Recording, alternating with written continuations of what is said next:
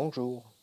Voici, je viens bientôt, et ma rétribution est avec moi, pour rendre à chacun selon ce qu'est son œuvre. Apocalypse 22, le verset 12.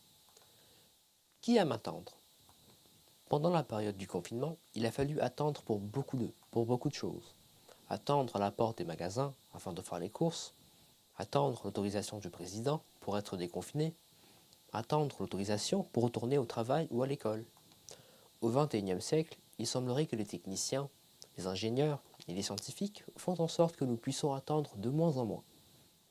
Eau courante, au lieu d'aller prendre de l'eau dans les mares ou dans les puits, les cuisines sont équipées de plaques électriques au lieu du feu de bois. Il est vrai que les inventions telles que le four micro-ondes ou la machine à laver connectée nous permettent d'économiser du temps. Cependant, il y a des éléments que la science ne pourra pas changer. Par exemple, une journée est faite de 24 heures. La croissance d'un fœtus sera toujours d'une moyenne de 9 mois. La révolution de la Terre autour du Soleil est environ 365 jours.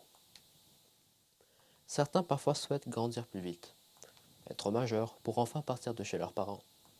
D'autres auraient voulu sauter des classes ou des étapes pour enfin travailler et avoir de l'argent. En tant que jeunes chrétiens, quand nous voyons la souffrance qui existe dans le monde, nous avons envie que Jésus revienne tout de suite. Mais sommes-nous réellement prêts? Dans Apocalypse 22, le verset 12, Jésus nous a fait la promesse. Voici, je viens bientôt, et ma rétribution est avec moi, pour rendre à chacun selon ce qu'est son œuvre. Cependant, cela fait 2000 ans qu'il a promis, et il n'est toujours pas revenu. Alors que tu attends son retour, que fais-tu? Doutes-tu de sa promesse? Partages-tu avec les autres la bonne nouvelle de son retour? L'attente du retour de Jésus n'est pas vaine.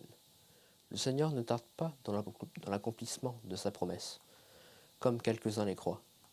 Mais il use de patience envers nous, ne voulant pas qu'aucun périsse, mais voulant que tous arrivent à la repentance. Dans 2 Pierre 3, le verset 9. Sachant qu'à tout moment, il peut revenir, quoi que tu fasses aujourd'hui, musique, jeu, lecture, pensée, conversation ou activité, vis en jeûne préparé pour revoir ton Sauveur. Nous ne savons pas combien de temps nous allons attendre Jésus, mais persévérons, car ses promesses sont certaines et véritables. Extrait de Naomi Daube, bonne journée.